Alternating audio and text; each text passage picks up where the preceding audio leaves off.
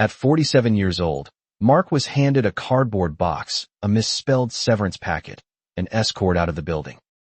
Just 2 floors up, a man the exact same age named Evan was getting a retention bonus, a massive raise, and was more irreplaceable than ever. But here's the part that should terrify you. 5 years earlier, both men were offered the exact same promotion. Mark took the $25,000 raise and the fancy title. Evan said no. How does the man who rejected the raise end up with more money, zero stress, and complete freedom, while the man who said yes lost everything? Most people are climbing a career ladder that is actively setting them up to fail. By the end of this video, you will discover the 5 quiet traps hiding inside almost every promotion, including the invisible target on your back and the exact negotiation strategy Evan used to double his wealth without ever working a single late night. If you are in your 30s or 40s, the choice you make next could cost you your freedom. Let's look at the first trap. The bitter cost of a fancy title. A story of 2 men, 1 choice, and the quiet trap of moving up. Prologue, the cold fluorescent light. At 47 years old, Mark sat in a small, windowless human resources conference room. The air was cool, smelling faintly of carpet cleaner and cheap paper. Overhead, the fluorescent lights hummed a low, clinical buzz. In his lap, he held a plastic-coated folder. On the floor by his left shoe sat a single, empty cardboard box. Tucked inside the folder was a severance packet, the label hastily printed. They had spelled his name wrong. Mark. 5 years ago, this same office had smelled like vanilla icing and cheap champagne. 5 years ago, people were crowding around his desk, enthusiastically shaking his hand. A bright blue banner hung from the ceiling tiles. Congratulations, Mark. He had just accepted a promotion to operations manager, stepping up to a $145,000 salary. He remembered the warm rush of pride. His colleagues had patted his back, offering the same reassuring phrase, "You earned this, man." You really did. 2 floors up, in a quiet office bathed in natural light, another man was still working. He was the exact same age. He worked for the exact same company. Yet, he was earning more than he had 5 years ago. His schedule was entirely his own, and he was harder to replace than he had ever been. His name was Evan. And here's the part of the story that should make you pause. 5 years ago, Evan had been offered the exact same promotion that Mark accepted. Evan had looked at the offer, looked at his life, and said no. How does the man who rejects the raise end up with more money, more security, and more peace of mind?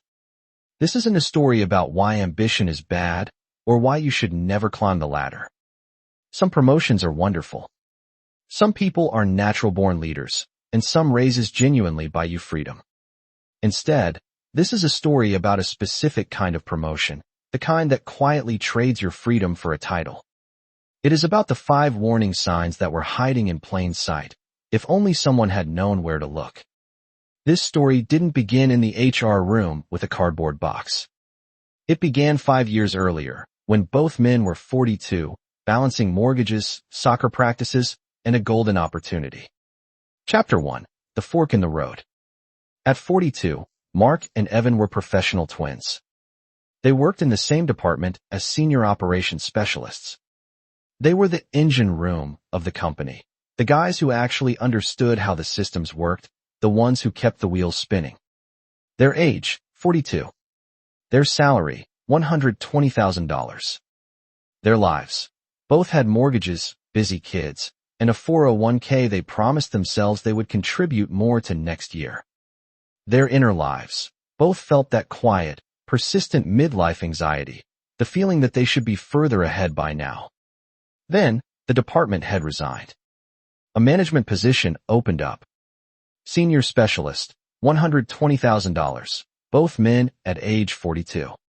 Mark accepts, management role, $145,000.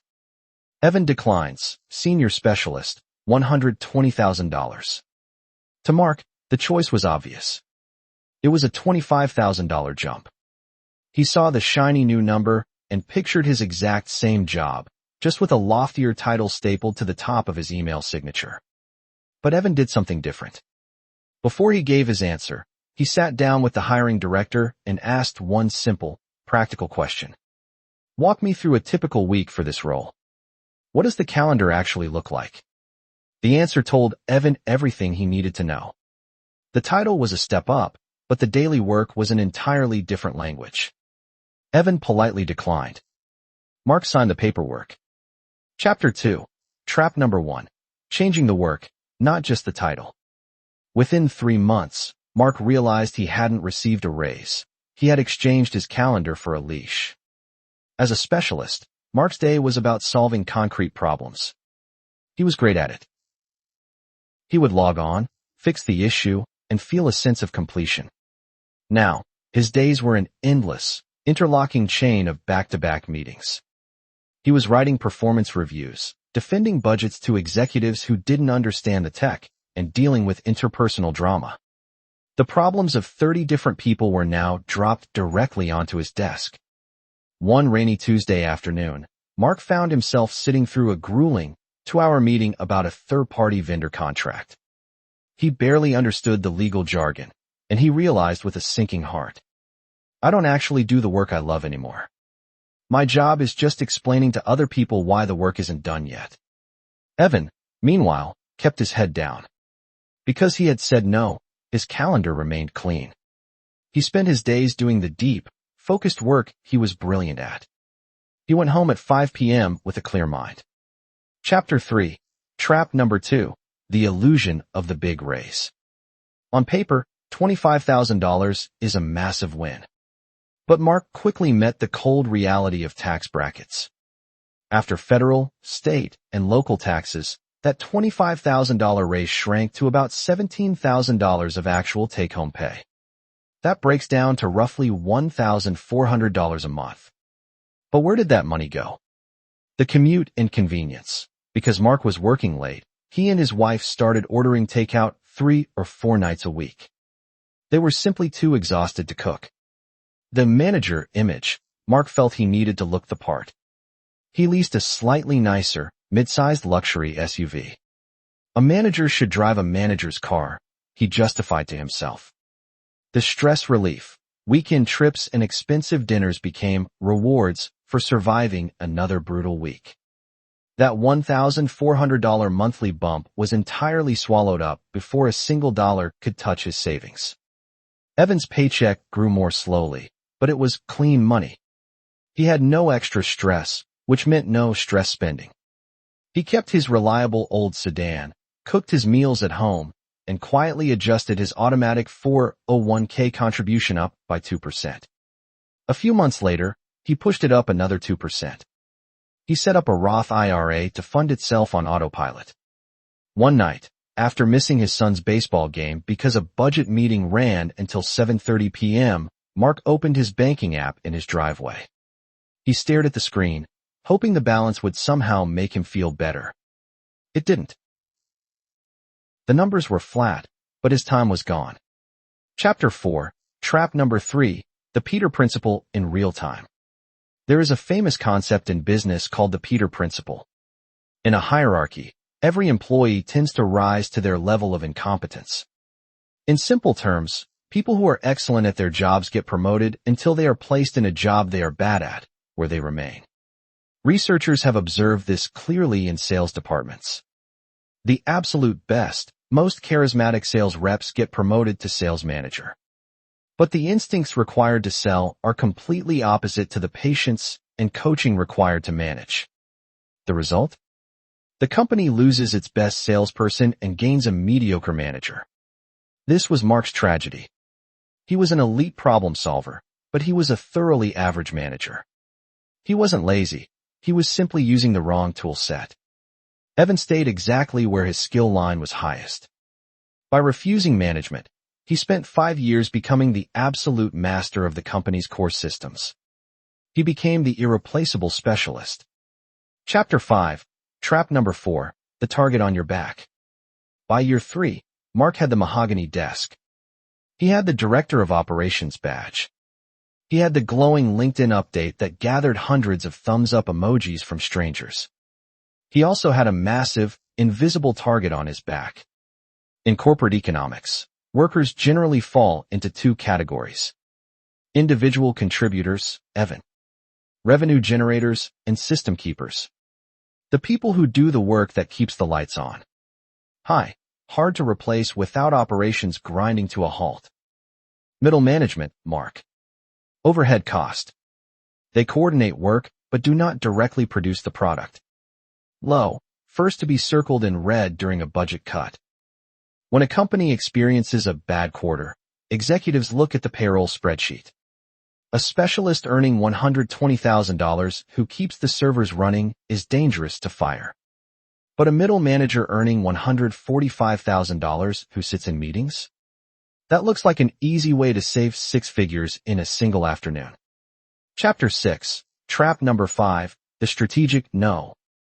When Evan declined the promotion years ago, he didn't just say, "No thanks, I'm good." He treated it as a negotiation. He sat down with his VP and framed his value clearly. "I know where I build the most value for this company, and it is in the technical architecture, not in managing people's schedules. Let me stay here. Let me take on our hardest operational bottlenecks, mentor the incoming junior staff, and let's structure my compensation around my technical expertise." It felt slightly awkward for a week or two. A few coworkers whispered that Evan had lost his drive. One even asked him at the coffee machine if he was scared of the responsibility. But Evan wasn't scared. He had simply stopped confusing a fancy title with real leverage. He kept his evenings. He kept his skills incredibly sharp. He let his emergency fund grow to a comfortable 6 months of living expenses, while Mark's savings remained chronically thin. Epilogue: the day the music stopped.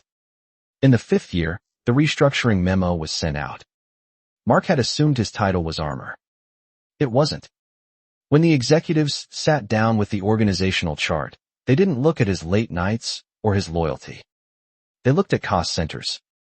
Mark's name was added to a spreadsheet weeks before he ever suspected a thing. Which brings us back to that quiet HR conference room.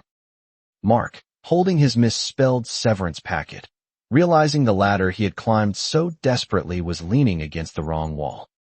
2 floors up, Evan sat at his desk. He had just come out of a meeting with his director. There was no severance packet. Instead, they had offered him a specialist retention bonus and a salary adjustment to keep him from leaving for a competitor. The vast difference in their lives didn't come down to luck, talent, or who worked harder. It came down to recognizing the 5 quiet traps of the corporate ladder. Before you say yes to your next promotion, close your eyes and look past the salary number. Ask yourself, what will my daily calendar actually look like? What will this do to my energy, my family, and my boundaries? Am I accepting a job I will love, or am I just buying a title?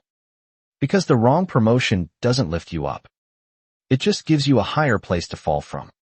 At 47, Mark was left holding a cardboard box, wondering where his 20-year career went.